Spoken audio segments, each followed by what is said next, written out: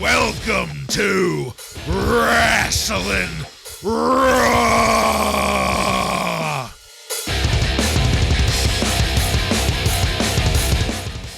All right, you're listening to Wrasslin Raw, the podcast that takes you back to when Raw became war and Attitude ruled. Thank you for joining us. You're here with Ryan Arico. The free bird is grounded. Joe Giammatteo. I am going to be suing this podcast for emotional distress.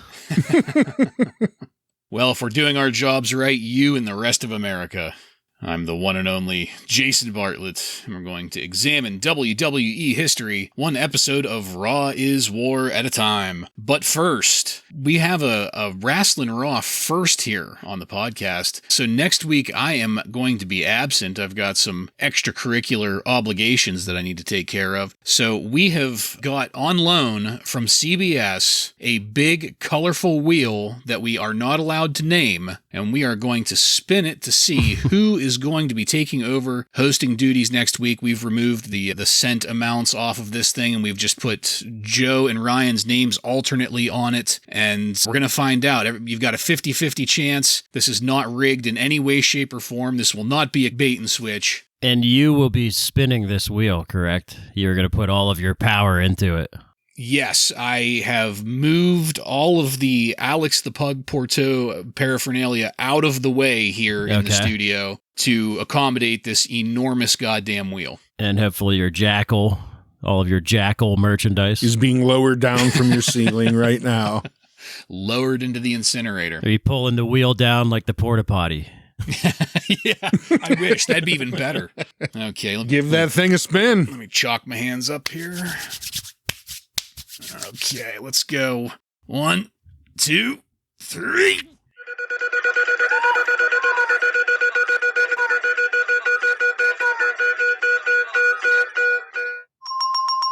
And the winner is Ryan. Oh, Ryan, for look the at that. first time ever, you're going to be hosting the podcast. What do you think about that? I'm pretty excited. I'm glad to win on the big wheel, and I'm glad to get my first attempt here at being the lead host. Can't wait. Thank Friar Ferguson. Yes, thank Friar Ferguson. Friar Ferguson. Well, we expect great things. Great and terrible things. But great things nonetheless. In this episode of Wrasslin Raw, we're going to be talking about the Raw that aired on February 16th, 1998. This Raw was recorded at the Reunion Arena in Dallas, Texas, and features Jim Ross, Jerry the King Lawler, Michael Cole, and Kevin Oh My God Kelly on commentary. Are you guys ready? I am ready. Ready.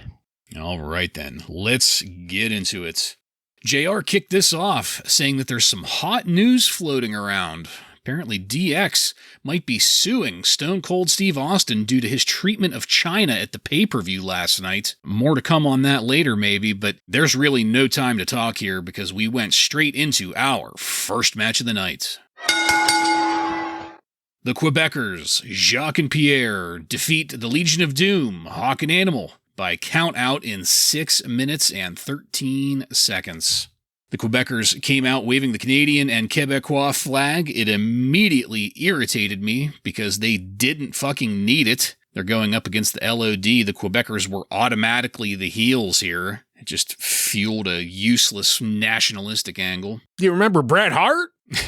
Well, it was immediately proven by the LOD chant. Nobody was chanting USA here at this point. Things didn't start out too badly, though, between Hawk and Jacques.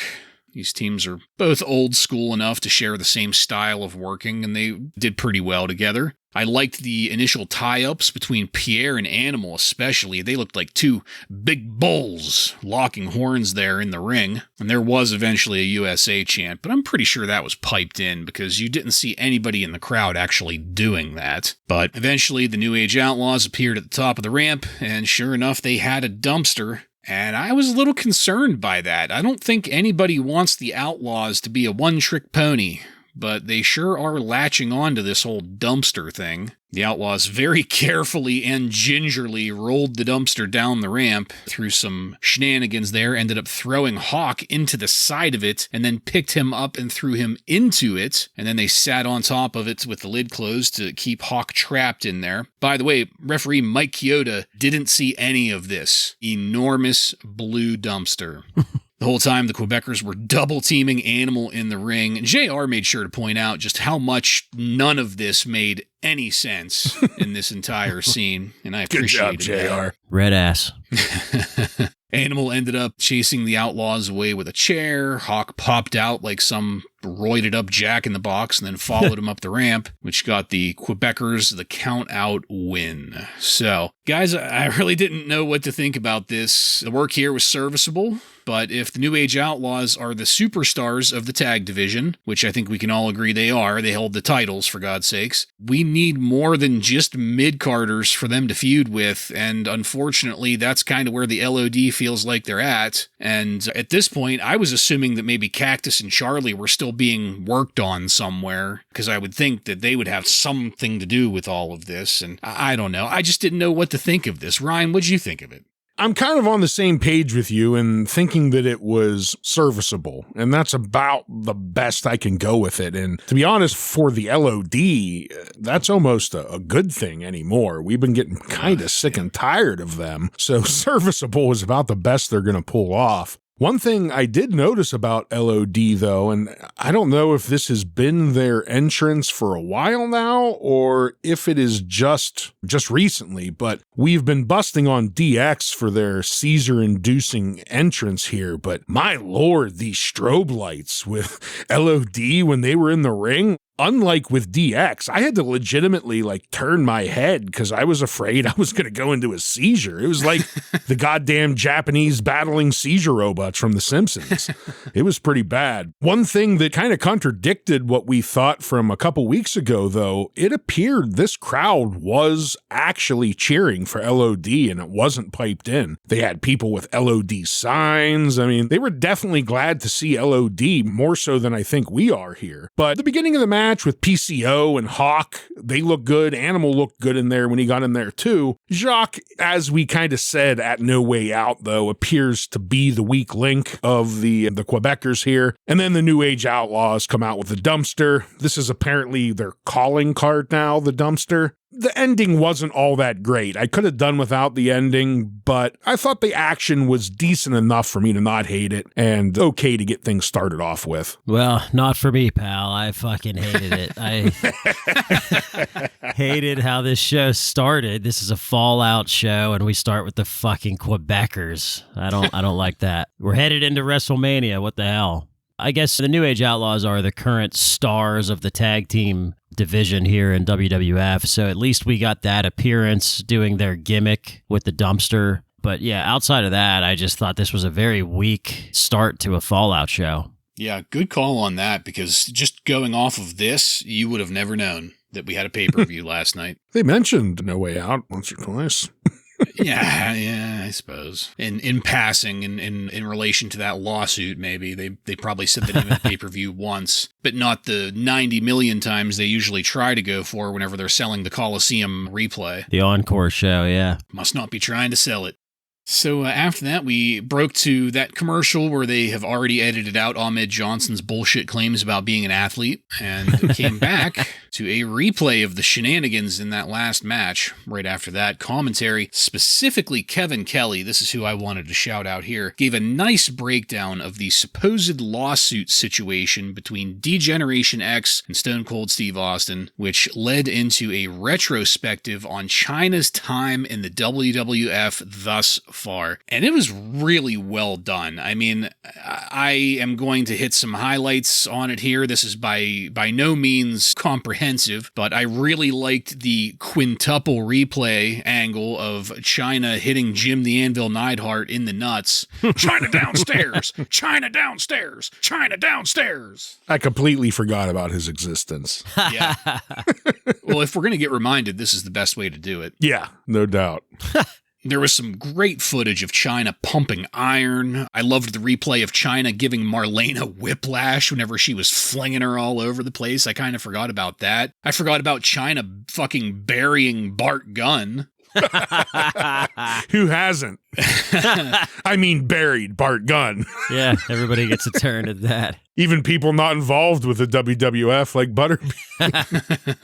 I mean, I could go on and on. There were just so many fantastic moments that she's been a part of, and even though she's still relatively new to things. That was finished up with Michael Cole asking the question, what could this woman, who has raised holy hell for the past year, have to say about Stone Cold Steve Austin? You mean Mr. Austin? She is, by definition, the ninth wonder of the world. I fucking loved this mid-match segment. It just amazes me that Chyna has had this many amazing moments in just 1 year. That's better than like 95% of the fucking roster can claim for their entire runs here. Ryan, what'd you have on this? I completely agree. I was very, very happy to see they decided to put together this montage video to put Chyna over because she absolutely deserves it. My favorite spot was when she picked up the ref and threw him at the other two refs. I mean, yeah. Just looks amazing. She couldn't look any stronger. I really think that is the difference that Chyna brought is that, I don't want to sound sexist, but no other woman that I've ever seen in wrestling before or after has made me believe they could actually hang with these jacked up, gassed up men. But I actually believe it with her. It's believable. And it's because of her demeanor and her physique. But I thought this was phenomenal. Great way to put her on almost level playing field with a lot of the men here in the WWF. Yeah, I agree. I'm a huge mark for Chyna, so I love this video package. And a nice, like you guys said, a nice reminder of all those great moments that we've had with her already, because, I mean, kind of do forget about them, but it was a nice reminder here. Another thing that Kevin Dunn and the production team seem to be obsessed with giving us seizures, and they're also obsessed with these excessive replay clips now. Yeah. With the Chyna downstairs on this one. What was the Shawn Michaels one, Bartlett? Was This Is It, Austin? The belt in the face. This is it, Austin. Yeah. This is it, Austin. The excessive replay stuff, we'll have to see if they continue that pattern, because that is a little bit annoying. But this video package on Chyna was really great. I liked it. Yeah, absolutely agreed. And I don't think we're going to see anybody else really, Ryan, to your point, that looks like they can be that powerful until maybe Nicole Bass. Yeah. Yeah. And she doesn't really stick around that long because outside of her looking like a beast, she was kind of terrible. Yeah. I don't even think she was actually a trained wrestler. I think she was just a bodybuilder. No, wasn't she someone from like Howard Stern or something that they brought in? I don't know. Yeah, I can't remember if she was on Stern first or after wrestling. Yeah. Well, she was ECW for a little bit, right? Yeah. Good stuff. Let's see if we can keep it going. Maybe not. To our next match. Ken Shamrock defeats Sniper with Recon and the Jackyl. Say it the right way. Say it the right way. Sniper, Recon! The Jackyl by submission in 5 minutes and 17 seconds. Thank God Shamrock came out alone. Now, at the beginning of this show, you did not correctly say who was on commentary for this show. Someone else joined, one of your favorites. The Jackyl. God damn it. God damn it. Let me talk about this good stuff first, just so I can have a teensy bit of a chub to get me through the rest of this. Shamrock came out alone. Good to see, especially after last night at the pay-per-view. And we also got the news that Shamrock is going to take on The Rock at WrestleMania for the Intercontinental title. How about that, guys? Nice. Good to see and hear. JR then reminded us of that time the Jackyl ruined everything with the podium. Wasn't that long ago. And then I had to, as soon as I typed that, I had to edit it to say, or at least the last most recent time, because it then moved to this time with Jackyl joining commentary. The new worst. Yeah, it's a new low every time. Well, I don't know. That podium shtick, that was pretty goddamn terrible. Yeah. Shamrock had a great looking takedown in the ring, and I really wanted to watch this on mute. I wonder if AI now could just filter out his voice and leave everyone else's in commentary. That would be the day that some AI program wins the Nobel Prize. Peace Prize. So I'm not sure what you guys are going to think of this, but I'll start this off by saying, like, obviously the Truth Commission are jobbers, right? I mean, clearly. Right. The Jackyl notwithstanding. And if we look at this through that lens, Sniper was actually a pretty decent jobber for Shamrock here. He rolled with Ken's speed, he kept up with the story in the ring, he all around made Shamrock look strong without looking like a total schmuck himself, and I know that's all the bare minimum, but I was still grateful for that. Something that I was not grateful for was JR and the Jackyl arguing with each other throughout almost this entire match. That was fucking insufferable. And after the submission via ankle lock, Recon ran into the ring and Shamrock tossed him like a fucking ragdoll. That was funny. And Kenny took off, but of course, the Jackyl had to get in the ring and slap Sniper around a little bit. This time, though, Sniper gave the Jackyl a shove before walking out, and that's where this ended. So,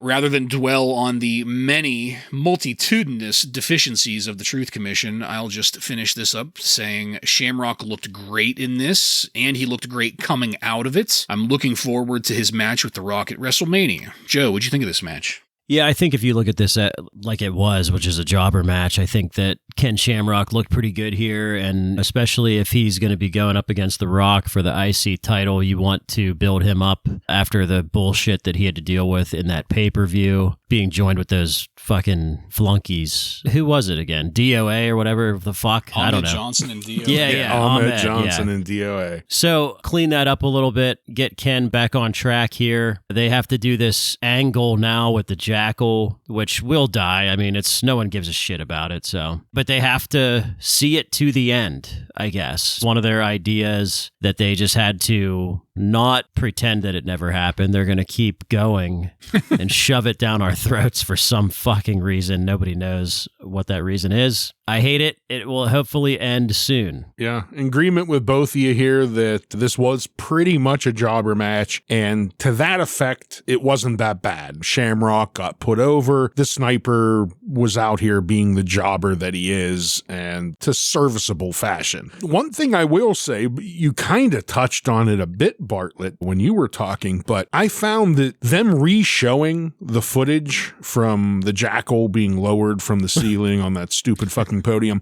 that was literally the only thing ever that could have made me pray for the Jackyl on commentary.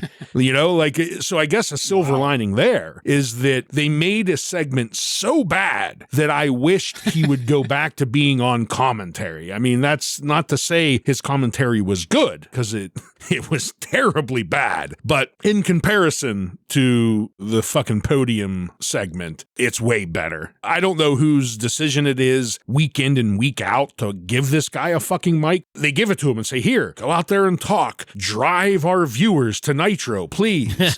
and that's what he does. He goes out here and I'm sure if we had the Nelson ratings in front of us, you could just watch them drop. You could hear them drop. It's like a cartoon. That sound.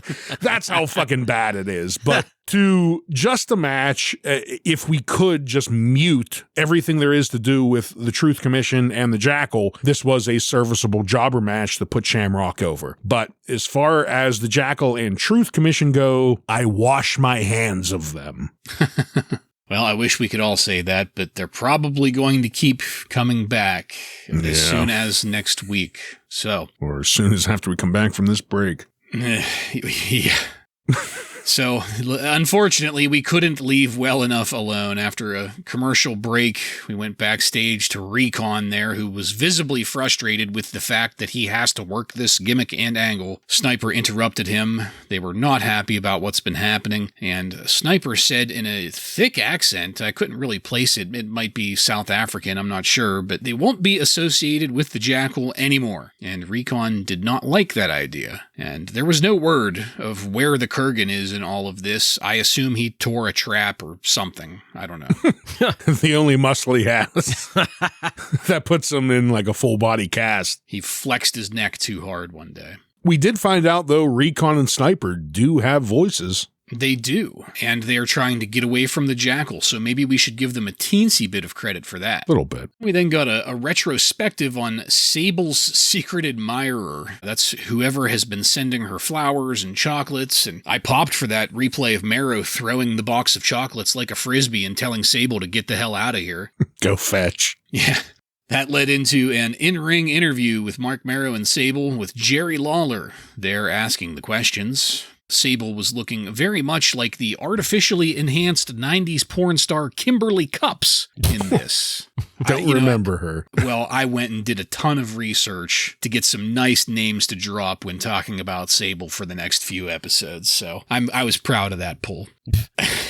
I thought Mero did a good job with this. I continue to be impressed at just how good of a heel he is, especially in this long-form interview here. The King brought up Mero taking a bump for Sable. Mero deflected that, but just then a big bouquet of flowers got delivered to the ring. We had no word on who is sending this shit. Hopefully it's not Tom Brandi, because I'd like him to just be gone. We haven't seen him in a while. I think he's gone. Sable did end up speaking, though. It was actually a little more emotive than her usual robotic delivery, but it was just to basically say none of your business, and then she left, ending the interview. After this, we're going to have an NWA match coming up, but first we got an opinion piece from Jim Cornette, and I laughed because Cornette was right on the money when he said, "You applauded me when I said we should bring back real wrestling, but when I did, now you stand up and boo us." I actually did really like it when Cornette finished that up saying that you're going to watch it and you're going to like it or else. One of the tidbits that he threw in there was that veteran NWA referee Tommy Young will be the referee in that upcoming match. But before we get there, we're going to pause it here. This was a pretty girthy segment. We had the Trouble in Paradise for the Truth Commission, had that, what I thought was a pretty decent segment with Mark Mero and Sable, and Jim Cornette's total lack of self-awareness as to why nobody likes the NWA. I love that. Joe, what did you have on all this? Well, I don't have much about Sniper and Recon in the locker room because nobody cares. I just hope that they're not taking this into WrestleMania, because this is not WrestleMania headline quality. Match. Yeah. Sable and Mark Mero, I liked this. I kind of like a couple other things here. I like the subtle story of Sable being a little smitten with Steve Austin. I kind of like that. The secret admirer thing, I think it's a pretty good angle. It reminds me of the Undertaker. Who was it, Mr. Hughes, or was it someone else with the flowers, the bouquet? Yeah, no, that was Mr. Hughes. Yeah, that's what it brought me back to that. The Sprockets, yeah. The Black Wreath. Yeah, except this time they're admiring. I like Wendy Whoppers still. They're admiring Wendy Whoppers Sable. Jim Cornette, I mean, if the goal of this is to establish more go-home heat, then he nailed it. This is telling us that we're getting the Droopy Arm Brothers versus the Headbangers tonight, too. Just made me want to bang my head off the wall.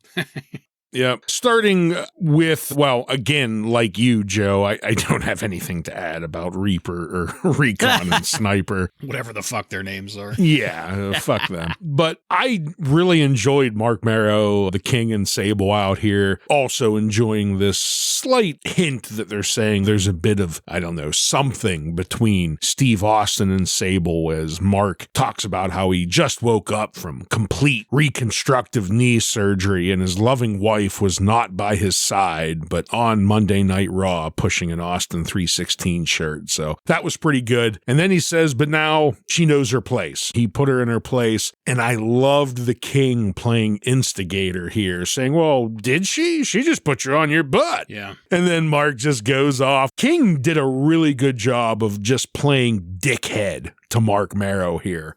I really, really liked the King in what he did here. And for the most part, the whole segment really worked. But there was one spot with Sable when the flowers came out, her roboticness came out, though. There was like this odd tonal and volume cut between her two lines. She first says, "These are mine." You know what, Mark? It's nice someone finally cares about me. And it was just like this weird, it sounded like a robot. It was like there was some fucking trill symbiotic being in her playing a tape recorder of two separate sound clips or something. It was very weird. But Jim Cornette, yeah, I'm sitting here going, really, you don't understand why we don't like two geriatrics in the ring? And then he goes on to drop us the ultimate fucking swerve bomb here and tells us that the Droopy Arm Express is going to take on the Headbangers tonight. Gee, I can't wait for that.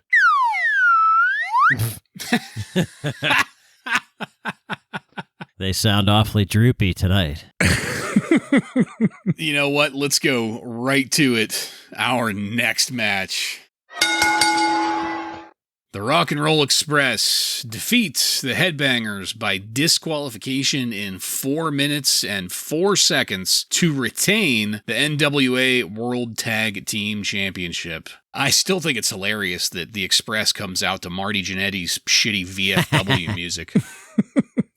Fitting. So after reading that result just now, it struck me that maybe the only way to make this even remotely interesting might have been to have like the Headbangers maybe win the tag titles here through some means, I don't care how, or even maybe have Bradshaw win the NWA heavyweight title and then have like a chase to reclaim it. Because otherwise, these guys just showing up and winning by DQ every time does absolutely nothing for anybody. It doesn't interest me. It doesn't draw me in. It doesn't make anybody even look remotely good. Headbangers included. So, I mean, I wasn't paying attention. I guess there was some NWA rules stipulation about throwing an opponent over the top rope that drew the disqualification. And I will say that in the replay of that, things looked like they were timed really well, but also who gives a shit? And that's where this ended. This also ended the first hour of Raw. So I've got to ask, Ryan, would you still be tuned in at this point to see the second hour? No, I have not seen much yet to keep me tuned in. That's for damn sure. Yeah, this is really bad. In fact, I think if the times are still the same, Nitro would pretty much be over after that first hour, but I would still shut this bullshit off. Go watch the replay of Nitro, because they always replay it right after. Yeah. All right, yeah, let's get the fuck away from it. Hopefully that's the last we'll see of the NWA tonight, right? It came off as very house show material. Yes. Yeah. Yes, especially their physiques. My God, this will make you want to go do bicep curls until your arms fall off. So we had a WrestleMania moment commercial that was Andre the Giant strangling Bob Uecker back in 1988. I always love that scene. I That's love it too, yeah. Classic. Yeah, very classic. Hopefully some people stayed tuned in because the second hour kicked off with the glass breaking and Stone Cold Steve Austin coming down to the ring for an interview with good old JR. I loved the interplay between Austin and JR before anybody even said a word. Austin kind of almost, not quite, but almost like juking JR out and JR averting his eyes and taking a step back and making sure he was not posing any kind of threat whatsoever, like he was interacting with some kind of bear or wild animal there in the ring. And on top of that, the King, who was still at commentary, was doing a great job of setting up the tension, briefly reminding everybody that JR had already gotten a stunner once, and just tickling our taints about how that might happen again right here. Stone Cold just ripped into this, not just in addressing Chyna getting the stunner, but it also in setting up WrestleMania. Austin hit those bullet points perfectly, and not just that, naturally. This flowed. He conveyed every single point of information that he needed to in his own style. This was a masterclass in cutting a promo. He finished it up with the statement, WrestleMania, Austin, Michaels, Tyson, the shit's on because Stone Cold said so. Fucking goosebumps. The crowd exploded. They chanted along with him. My God. We got the countdown clock right after that. WrestleMania is 5 weeks out from this episode, and I am really looking forward to the ongoing build-up. We've got news that there's going to be an additional sports celebrity there, and the not as exciting news that there's going to be a tag team title match between the LOD and the New Age Outlaws on Raw next week. So, before we move on, Ryan, how did Austin do here, do you think? I couldn't agree any more with what you said there. That was exactly my thinking when I saw him out here. Just how masterfully he switched from storyline to storyline throughout a fucking fire promo and then moved on to the next point. You said it perfectly. It was like a masterclass in how to give a promo, and not just a promo, but a multi-point promo spread out to multiple parties. This was fantastic. They should probably show it to up-and-coming wrestlers on how to speak on a mic. I don't want to really get into many of the things he said, but I did really like when he got into Sean and said, do your little push-ups, your sit-ups, and jumping jacks. It doesn't matter. I'm going to kick your ass at WrestleMania. That's perfect Stone Cold. He then moves on to Mike Tyson, telling him he's going to knock out his fucking gold tooth and make jewelry out of it. I mean, just everything he does here is perfect. There's no other way to put it. This man knows what he's doing. Yeah, I don't know if you guys noticed, but there was a Steve Weiser sign in the crowd. Ooh. I did not see that. Yeah, it was like a Budweiser logo with Steve Weiser on it, so that was pretty awesome. That is awesome. Pretty quick promo, real quick and to the point. Now we are on the road to WrestleMania with Austin, Michaels, and Tyson. So this is sort of just a soft opening for us here that we saw from Austin. So that is very exciting to see what we're going to hear and see in the weeks to come. Can it be called a soft opening if it got me so damn hard? Well, Joe, and you were talking about signs in the crowd, and we didn't talk. We all kind of just skipped over the Rock and Roll Express Headbangers match. But one thing I did love is as the Rock and Roll Express got in the ring, there was someone in the crowd holding a giant sign facing the hard camera that just read old. What a fucking perfect sign for the Rock and Roll Express. Well, like I said, I mean, we won't be having any more NWA action here tonight, right? Nope. That's gone. a swerve, bro. Let's go into our next match. Owen Hart defeats Jeff Jarrett with Jim Cornette by disqualification in 5 minutes and 29 seconds to retain the WWF European Championship. They didn't really talk much about the European Championship during this match. I'm not sure if that was actually on the line or not. That's just what my research said, so take it with a grain of salt. I'm going to call this match the battle to decide who has the shittiest entrance music. Because looking at it that way gave it a little more depth, I think. The ref kicked out the rest of the NWA. Francis is still wearing those assless chaps, by the way. And the work was good in this. Certainly, the problem with both Jarrett and Owen has never been ring ability. I loved when Owen crotched Jarrett on the corner post and JR said, "You could feel that down in Music City at Daddy's house." I love that, yeah.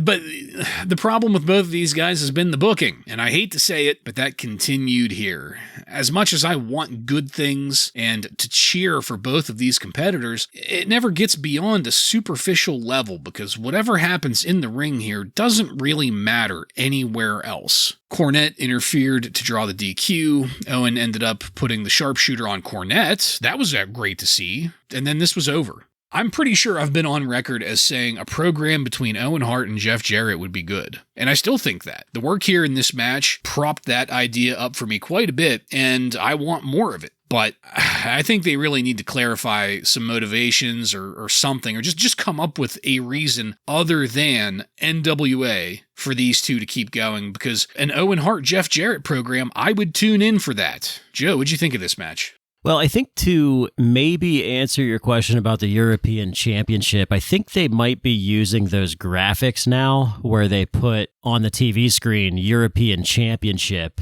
telling us that it's a European Championship title match. I feel like I remember seeing that now that you mention it. Okay. Even though they didn't really talk about it, I feel like it was on the line here. But I kind of had the same feeling going into this. I thought, well, this could potentially be a pretty good match. And I thought it was average. I mean, if this was a pay-per-view match, I'd probably maybe would have given it 3 stars. I didn't think it was anything great. I didn't think it was bad. I know that these two guys, Owen Hart and Jeff Jarrett, became very good friends in real life, and we're probably going to see more of this. So this is just kind of an intro to it, I guess. And I'm kind of willing to be okay with the fact that it was not a great match, but it was still good in my opinion. And it's a way better feud for Owen, in my opinion, than having him get buried by DX every week. So I did like seeing that. Yeah, you see Jeff Jarrett and Owen Hart in a wrestling match booked together, and that's going to be tough for these two to put on a bad match together. And I don't give Earl Hebner much credit because the little wiener doesn't deserve it, but I will say I did like that immediately he sent the NWA packing, because if they would have stayed out for the whole match, it would have made this match even worse. And there was nothing real special about this match, but it was quick paced, all the moves were solid, no glaring fuck-ups, the good old-fashioned entertaining wrestling match. What Jim Cornette has been asking for. This is what we want. Just fucking leave the NWA out of it. We can have good old school wrestling without bringing in legitimately old people to get it going. So I thought this was a very solid match. Joe, you said about a 3-star if it was a pay-per-view. That sounds pretty reasonable. That sounds about where I probably would have landed. I did like at the end Owen locking in Cornette into the sharpshooter. The fans really loved it, and I enjoyed it too. And I thought all this worked much better because the NWA storyline, for the most part, was left outside. Yeah, definitely agree on that. And Ryan, I think you really hit the nail on the head with that. And it goes back to what Cornette was saying in his promo. Yes, we do want a bit of a refocusing to include some quality wrestling, the actual sport of wrestling in this. But that doesn't mean that we want to have these corpses dragged out of the 80s and paraded around in front of us. Jeff Jarrett, as a young man here, can work, I guess, what you might call an NWA style, but he can do it in a modern way. And I think that's why this worked, whereas, well, I mean, there were many reasons why that fucking Rock and Roll Express match didn't work, but and that's kind of what we've been saying all along. If it were just Jim Cornette and Jeff Jarrett with the NWA belt, I could maybe see this going to like a belt for belt type angle, trying to go back and forth. Maybe one of them ends up with 2. I mean, they're both kind of worthless in the context of the WWF. It would help prop up this story, and we would get some good wrestling out of it. A couple second generation guys like this, yeah. All right, let's see. What was next? Oh, we got a Slam of the Week sponsored by Bloody Roar. Yeah, how I about fucking that? love Bloody Roar. Yeah, I popped when I saw Bloody Roar. What a great game. The chameleon. And funnily enough, it featured Pantera in his kitty cat outfit in his last match against Taka Michinoku. That was not a bloody roar. That was more like a feeble meow. After that, there was a really weird breaking kayfabe segment about Doc Hendricks, highlighting his past as Michael P.S. Hayes in the Fabulous Freebirds. And I guess Doc was going to be our ring announcer. He came out and he was dancing to Bad Street USA. And I laughed because he's quite a bit thicker around the midsection than he was back in his Freebird days. But that didn't matter. I was like, hey, whatever. They're in Dallas. Still purely sexy, though. Oh, yeah. And commentary was doing a really good job of tying him to the local history here in Dallas. And just as Doc Hendricks said, let's bring out our next match, the lights went out, the organ music hit, and I popped my ass off. It surprised me. I should have expected it, but it still surprised me, and I fucking loved it. I fucking popped again when Jerry the King Lawler said, "Oh no, not for Doc." Doc ended up taking off his cowboy boot and tried to take the heel of it to Kane's face. Of course, that did nothing, and Doc got served with a choke slam and a tombstone. Paul Bearer got right up in the camera with that big old mush of his and said, "The free bird is grounded." That prompted JR to say, "What a sick human being." And I fucking popped again. My God.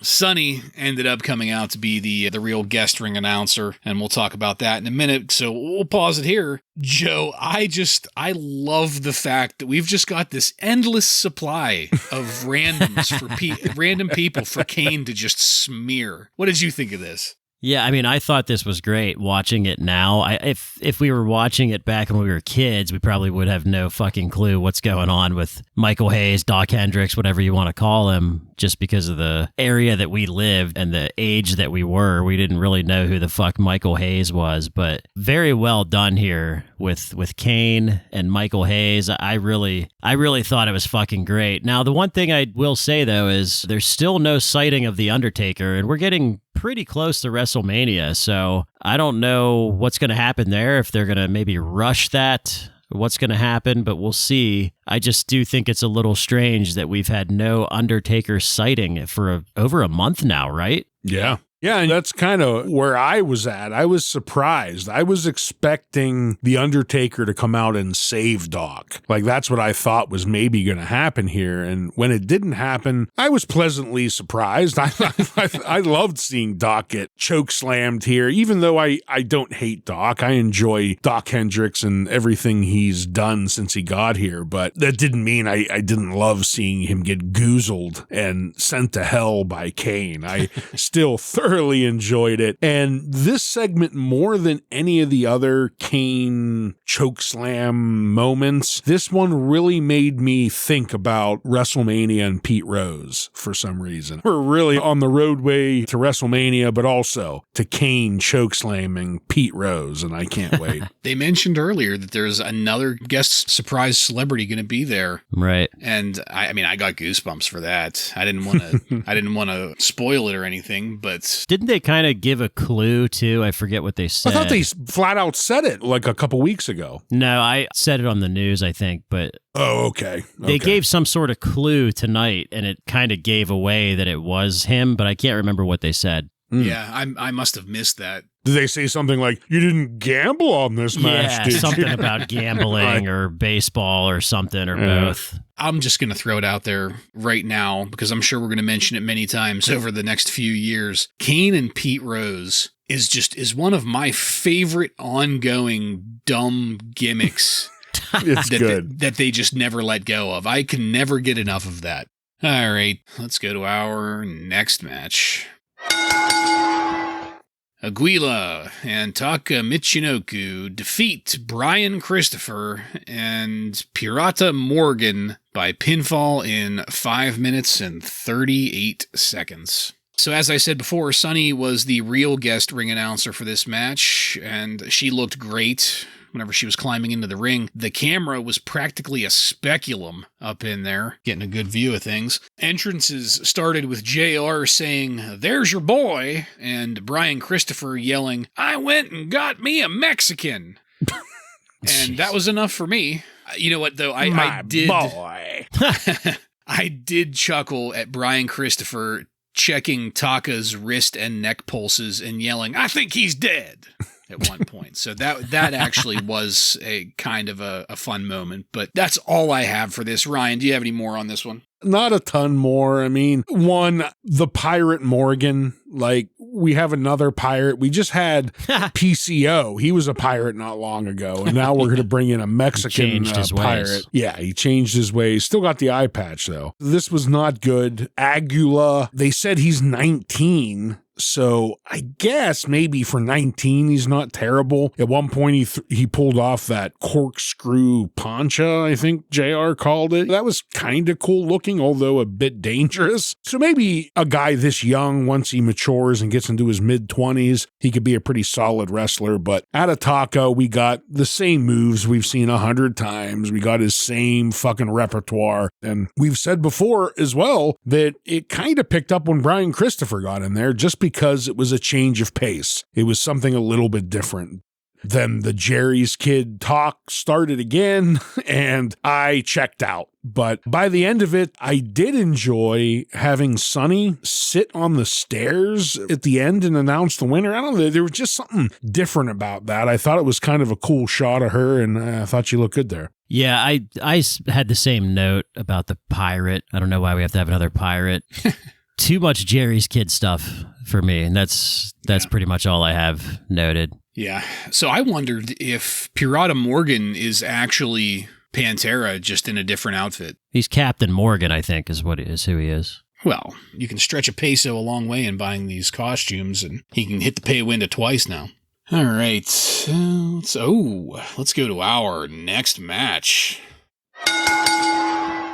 Steve Blackman defeats Farouk by pinfall in 1 minute and 33 seconds. The Nation of Domination was there with him. The Nation had their entrance, but The Rock got on the microphone and wanted to clear up a few things before Blackman came out. The Rock was dressed to the nines here. He was looking like a superstar, not dressed at all like the rest of the Nation, who had their usual spandex and that like kind of almost African print, the yellow, green, red patterns that the Nation wears. The Rock had gifts for Kama, D'Lo, and Mark Henry, and at this point, I immediately remembered this. I very clearly remembered this from back in the day. The gifts for Kama, D'Lo, and Mark Henry ended up being $15,000 solid gold Rolexes, and I popped whenever The Rock said to Mark Henry, "I know your wrist's pretty thick there, buddy, so you just hand me the bill if you need to add some extra gold links to that."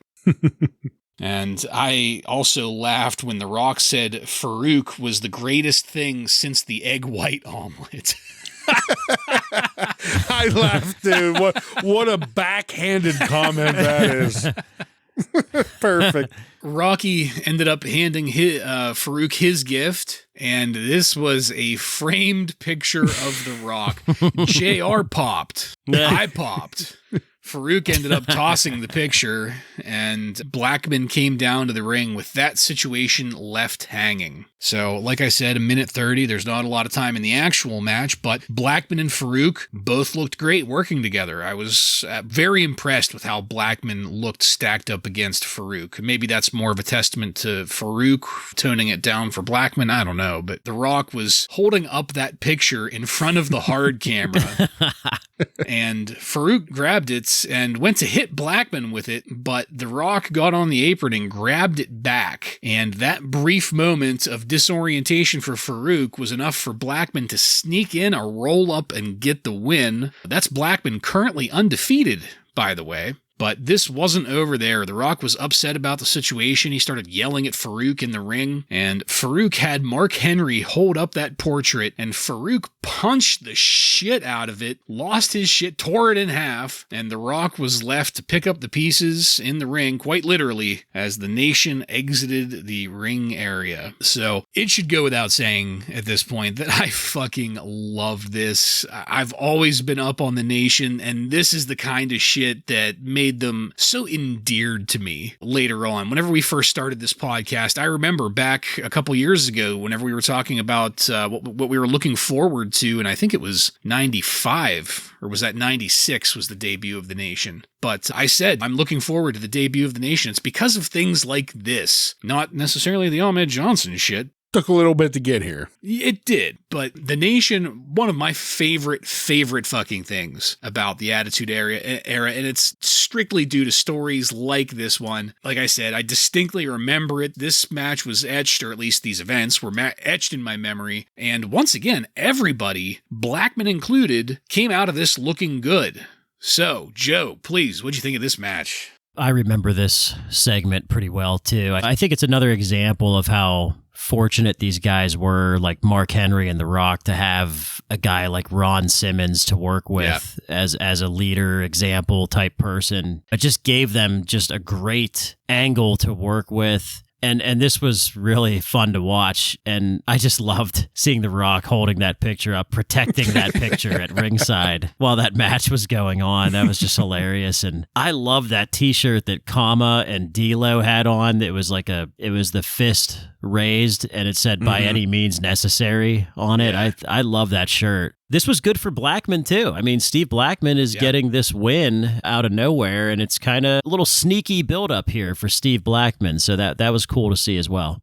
Yeah, in complete agreement with the both of you here. This was something I definitely remembered. The moment The Rock is walking down with this wrapped up portrait, you knew what segment this was. And the match between Farouk and Steve Blackman, very short, but what the action we did get to see was entertaining, and it did help continue to put Steve Blackman over. It made him look strong, continues his undefeated streak here, but it was extremely short and definitely the secondary story here. And that's okay, because this is great storytelling. Everything about this, before the match, him giving the Rolex to the rest of the people other than Farouk. I mean, this whole segment, you could just see the water boiling and about to bubble over by the end of it. And the match, it was just a backdrop to it. It did its job. But when you put the story of The Rock and Farouk into all of it, it just supersedes everything else. And these storylines are exactly why the Attitude Era became the huge hit that it did with fans, because this soap opera draws people in.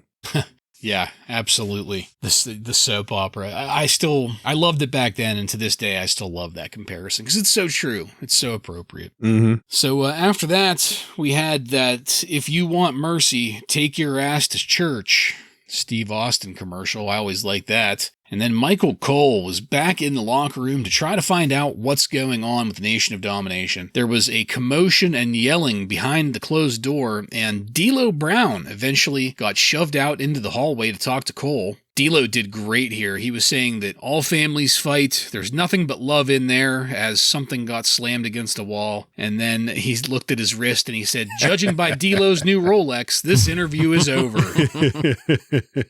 And went back in. Perfect. So this was very brief. We'll keep it brief, but I loved this bookend on that last match so much. It was just the perfect little icing on the cake. Joe, did you want to add anything about that?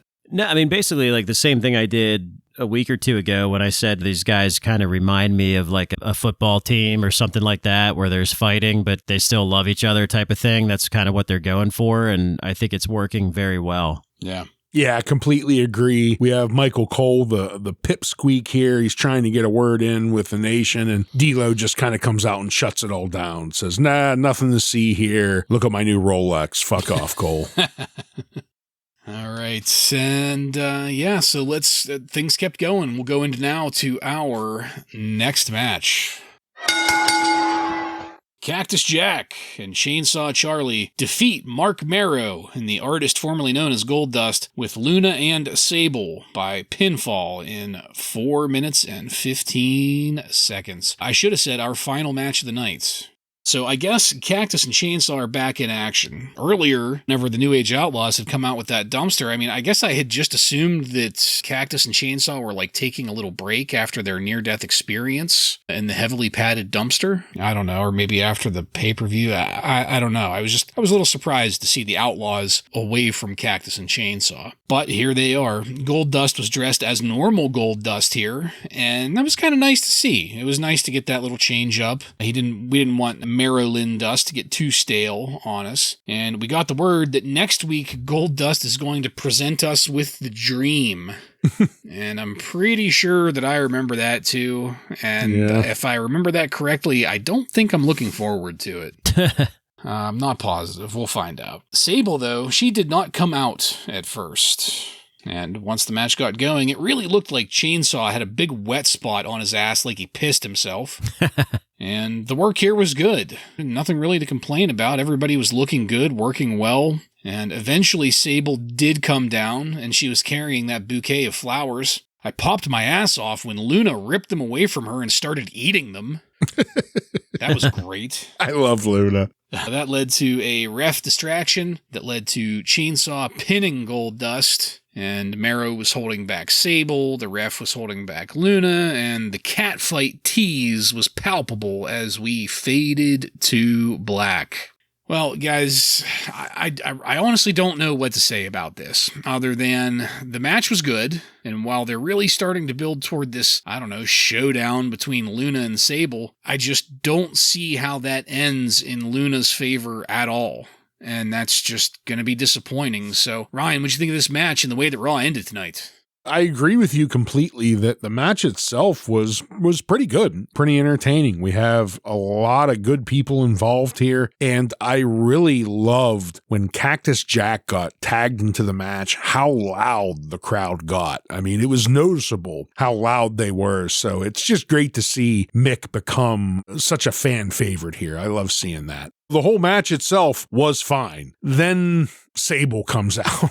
I laughed my ass off the moment Sable started walking down the ramp. JR says, talk about bionic. I don't even know what he was referring to, but in my head, I'm like, yes, she's robotic. And those flowers that she was carrying, I loved when Luna violently ripped them off her, eating them, destroying them, just as I just said while you were talking. She's wonderful. I love Luna. The one thing I wasn't real crazy about is that clearly this is building up to some Sable Luna match that we know is just gonna be fucking piss poor. But the way that we fade out in this, we go to black with Sable. It looks like she's trying to run, and that is in quotes, across the ring to tackle Luna, but she's in these like 12-inch stilettos. So she's slowly walking, like shuffling to get over there, and it just looks so fucking bad. And she should be stomping on Tony Atlas. Yes, exactly. Tony Atlas would be paying for this. I would not be paying to see it. Kind of shitty to end this on a Sable feud. That's a terrible way to end things. Yeah, I mean, looking back on it, yeah, it's a pretty weak ending, but at the same time, this crowd they love it. Yeah. They love the sight of Sable, and she's there to finish the show. And this whole feud with her and Luna, it has to lead to a tag team thing if it is going to be a match, because they just can't have a one-on-one, in my opinion. I don't remember what happens. They're definitely building to something at WrestleMania with this, and yeah, things are really going to go south for us watching all of this again now. It doesn't really hold up very well. I did like that Goldust went back to being Goldust. Like you said, Bartlett, he ditched the Marilyn dust, and that was nice because, like you said, that was going to get stale if they kept doing it. So that was cool to see. One thing I have noted here is I thought this episode was unique because they ended the show with Sable in her little feud with Luna. They put a big video package together for Chyna. Chyna had a big spot at the last pay-per-view to end the show. And I mean, like, if they're going to do that shit, then why did some of those office guys get all butthurt when these girls wanted top guy money? Sable and Chyna wanted top money, and like JR still bitches about it. Jim Cornette still bitches about it. Yeah. If you're going to use them as headline, you got to pay them headline money, right? In some ways, they kind of deserve it for the past couple of weeks that they've been highlighted. That was just one thing that I observed while watching these last couple shows. I think you're right on the money with that. I've never quite understood, especially with JR and Chyna, because JR gets really red-assed. About the topic of Chyna wanting more money. And not just more money. There has to be something he hasn't divulged, because there's some hatred that he has for Chyna. Yeah. And every time he talks, it bleeds through. Yeah. All right, well, that's in the present. Let's keep it back here in 1998, where Chyna was still kicking ass all over the place, along with Luna, too. Let's not forget, Luna's in here and doing a hell of a good job making Sable look like shit, so pretty soon it's going to be the reverse. Sable's going to end up making Luna look like shit, but whatever. As I said, we faded to black, so let's take it on over to highlights and lowlights.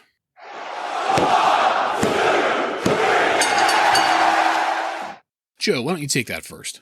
I mean, my highlight is a runaway. It's the Nation of Domination segment, no doubt. For me, the low light was kind of, I don't want to say the whole show, but this show was very disappointing the way that it was put together. It came off as a house show, almost like borderline clip show type style for a Fallout show. I know it was a taped show, it wasn't live, but still, I feel like it just wasn't very well put together and didn't really get me excited for WrestleMania. Yeah.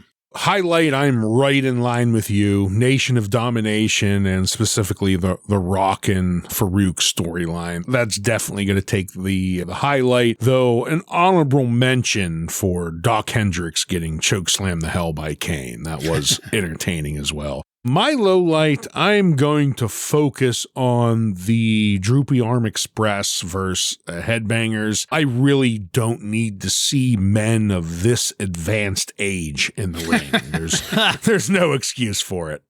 We're 3 for 3 on the highlight. Nation of Domination, the whole story. I fucking love it. Low light, though, there were a couple very strong contenders throughout this, and I had a little bit of trouble picking, but I ended up going with the fact that we are starting to get deeper into the Truth Commission angle. I just want it to go away. I don't want to know about Sniper and Recon's feelings and how the dynamics of the Truth Commission work and all of this shit. They need to just be jobbers without the Jackyl, or they need to just fucking go away. My only shred of hope for this is that they will leave the Truth Commission and Jackyl will just kind of become the manager of just Kurgan, and then we'll forget about the Truth Commission, but that could just be wishful hoping there. Yeah, I'm very, very concerned that we're going to wind up with a Sniper and Recon versus Jackyl and Kurgan match. Ugh, you just ruined my night. No, I'm sorry, but I'm not saying that I remember that. I'm just saying that I'm getting a little concerned about that. All right, Joseph, do you have any contemporary wrestling news from on and around February 16th, 1998 for us? I do. There's quite a bit going on. A couple of quick notes. We're going to have to start with some sad news. Louis Spicolli, otherwise known to Wrasslin Raw fans as Rad Radford, had passed away at the age of 27. He had just started working for WCW around this time, and he was actually a former Jobber of the Week on our show. Ryan, do you have that date? I absolutely do, and I remember covering that he died at a very young age during that Jobber of the Week, but if you'd like to hear the rundown of Rad Radford's Jobber of the Week, head back and listen to our September 11th, 1995 episode. Wow. Yeah, very sad indeed. And another name that's familiar is John Tenta, otherwise known as Earthquake. Yeah, He had a dark match during this Raw taping, and Dave Meltzer says that he appears to have lost quite a bit of weight. So we may see John Tenta make an appearance soon. Interesting. Supposedly, Triple H may have re-injured his knee. Meltzer's not sure of the severity, but Triple H was not at this taping. So no Triple H, no Shawn Michaels tonight. Yeah. And although she did not work in this event tonight, Jackie Moore was said to have been at this show. Nice. And will probably be getting a shot at the WWF roster. There is still some sort of lawsuit going on between Warrior Man Jim Hellwig and Titan Sports. Not exactly sure what that is, but the judge did make a preliminary ruling that Jim Hellwig can use the name Warrior and all characteristics and likenesses of the Ultimate Warrior. Is this after he changed his name then, or? I believe it is. I think that this is like shortly before he went to WCW too, so he was probably trying to get all those legal rights would be my guess. Right, like his comic book and whatnot. Yeah. The latest NWA angle that we love so much will be the revival of the Midnight Express tag team. Yay. Dave Meltzer believes that it will be Bob Holly and Bart Gunn, but apparently there were rumors that it might have been Adam Copeland and Sean Morley. So luckily those guys escaped that. Yeah. Yeah, really. Wonder what would have happened to their careers. Yeah, I mean, a porn star gimmick is a much better gimmick than the new Midnight Express, that's for sure. The new anything. Yeah. If you are replacing an old tag team, you're losing out of the gate. Yeah. The WWF has several wrestlers booked for the TV show Mad TV the week before WrestleMania. So there will be a WrestleMania extravaganza on Mad TV soon. Vader is having eye surgery and is not expected back until after WrestleMania. So we won't see from Vader that for a while. acid. That wrench, crushed his orbital. Ball peen hammer. Could have been a number of things. It did cave his face in, yeah. And Mike Tyson, you might be wondering when his next appearance will be. It is currently set for the Raw in Cleveland on March 2nd. So Iron Mike will be back on WWF TV very soon. And that is all.